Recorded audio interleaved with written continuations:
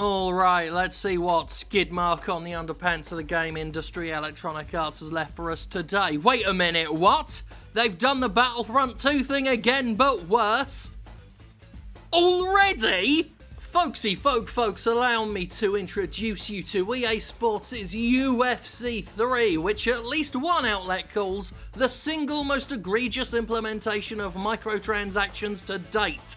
Those are the words of Astute Gaming, who, among many other outlets, have detailed the pay-to-win bollocks going on with UFC 3. The game isn't out until February, but very much like Battlefront 2, it's had a beta, and those who have played it are less than impressed with the ways in which Electronic Arts wants to make more money on top of the $60 slash special editions slash DLC slash whatever else they want to fucking do with this thing to make as much cash as possible. Cash that, if they didn't have it pouring into their pockets via microtransactions, wouldn't impact their bottom line.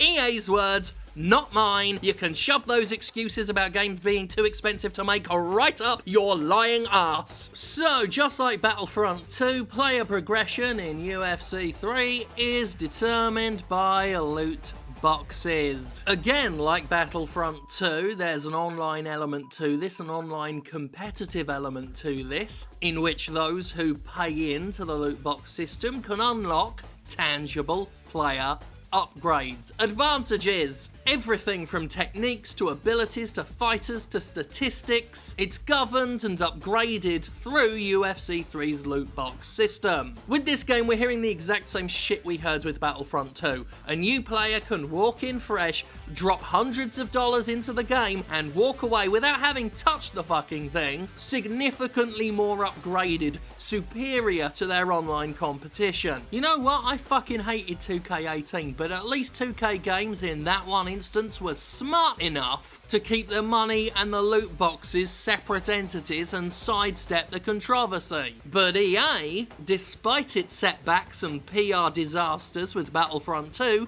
is likely emboldened by the fact that microtransactions have factored into UFC games before without too much of a fuss, to say nothing of how they've been taking FIFA players for a ride over the course of several years. Typically, there's a bit of a disconnect with sports games and the rest of the game industry, so a lot of what happens there doesn't cross over. But again, we can thank EA for the extra attention all this has gotten, and all the added scrutiny, which I, personally, am reveling in. And I, for one, will be condemning FIFA and UFC and all that bollocks just as hard as anything I did with Shadow of War and Battlefront 2 going forward. FIFA may be the alone in the dark to Overwatch's Resident Evil as far as the popularization of loot boxes are concerned, and its own particular brand of financial feasting has been around for a long time. And hell, maybe even FIFA's fans are all used to it by now, but it's not acceptable, it's complete bollocks, and it's about time Electronic Arts was taken down a peg or 1,000. I need to give myself a big variable about the amount of pegs I'm gonna use, because it all depends on how many I unlock in a peg crate. Reportedly, UFC 3 is so fucking bad about this that the simple act of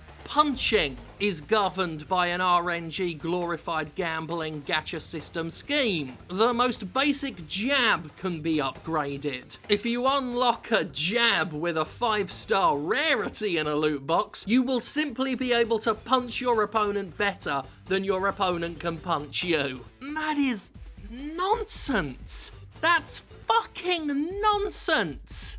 Imagine if you're playing Street Fighter 2, right? Chun-Li versus Chun-Li, and someone had unlocked in a loot box a higher level spinning bird kick than the other Chun-Li player. And so every time they did a spinning bird kick, they did significantly more damage. Imagine how unbalancing that would be. Now just imagine if Chun-Li's simple punch was better than another Chun-Li player's punch. And that's where we're at. Please, Capcom, I was just spitballing. Please don't take that as a serious suggestion. It's not good. You've been quite good about it. Don't do that. Don't do that, Capcom. It was a joke. I was just joking. For those who've played it, microtransactions are just so deeply baked into UFC 3 that it's unbelievable. There are temporary perks and boosts that'll give you temporary upgrades, and of course they're tied to the microtransactions as well. To say nothing of real-life fighters that you can unlock for UFC 3's Ultimate Team mode, with their own level ratings and significant gameplay advantages. And video game publishers, remember, are all desperate to get into esports because of what a big cash cow that is. All the while trying to do this at the same time, as if constant microtransaction investments in annual franchises aren't bad enough already. The game industry might be the ultimate example of people trying to have their cake and fuck it too. They want to be in with the esports crowd, and yet they want pay-to-win advantages. They want to adopt a games-as-service model, but bring out a new game every single year, rendering the previous service obsolete.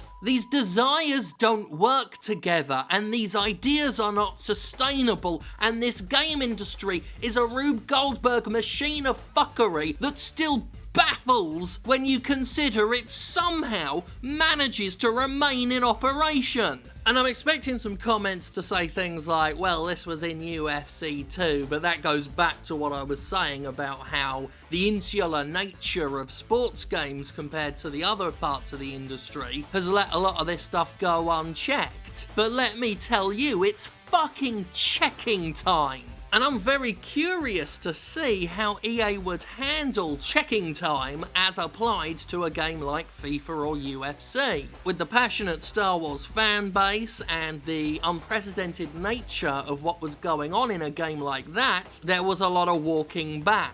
DICE had to change things from the beta after the backlash to that, and then of course, the game came out, pissed everybody off, made major headlines, and EA was forced to temporarily shut the microtransactions down. Now, can there be enough of a backlash for changes to be made between the beta and the February release of UFC 3? While loot boxes are still a scandal and under scrutiny and under political pressure, will EA forge ahead thinking it's UFC, fuck it, or are they gonna tread lightly? Quite how they behave in this particular instance might be an interesting look forward as to how they're gonna handle things in future.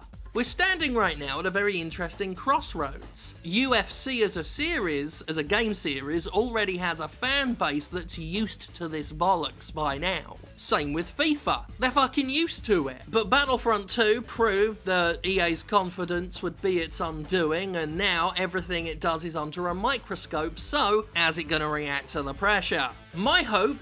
Hilariously. Frankly, the mealy-mouthed excuses and constant foot-in-mouth bollocks from EA following the Battlefront 2 fury has been a constant source of entertainment for me, and, if I'm being perfectly brutally honest with you, it's the most fun I've had with Battlefront 2 since Battlefront 2's launch. But really, what a perfectly EA move. You're already in trouble for pulling this shit, so what do? You pull it harder. And you're so arrogant, so confident, so fucking smug.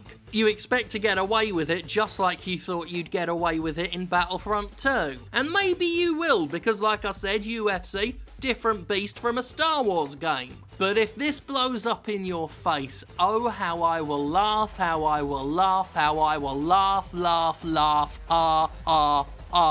And this one is just a little bit of advice to Yves Guillemot and Strauss Zelnick and any other major publisher CEOs out there. Now, I don't know how chummy you all are. I'm imagining cocaine parties in international waters where you get up to some really fucked up shit, but next time you all convene for one of those, maybe have a chat with the Cyberman who runs Electronic Arts and tell him, hey, you're blowing our spot. There's a good chance you're fucking this up for everybody, because there is a very good chance that Electronic Arts is taking your cash cow and kicking its fucking udders to pieces. Not that I care from a personal standpoint, of course. The sooner loot boxes are given their marching orders, the better as far as I'm fucking concerned. But there is no doubt that if EA continues on the path it's going on, it is going to ruin this for the rest of the game industry, which I'm gonna find hilarious, especially if it does piss off all the other publishers who I also hate and love seeing pissed off. I want to see them cry little corporate tears into little corporate buckets and try and drink them because they're executives, they like drinking tears, but they taste their own and it's as if it were ash in their mouth because it's their own tears and they're like,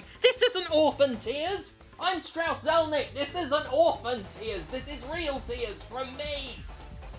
I didn't even know I could cry. I'm Strauss Zelnick. I'm mostly plastic. That's just how I think Strauss Zelnick would react.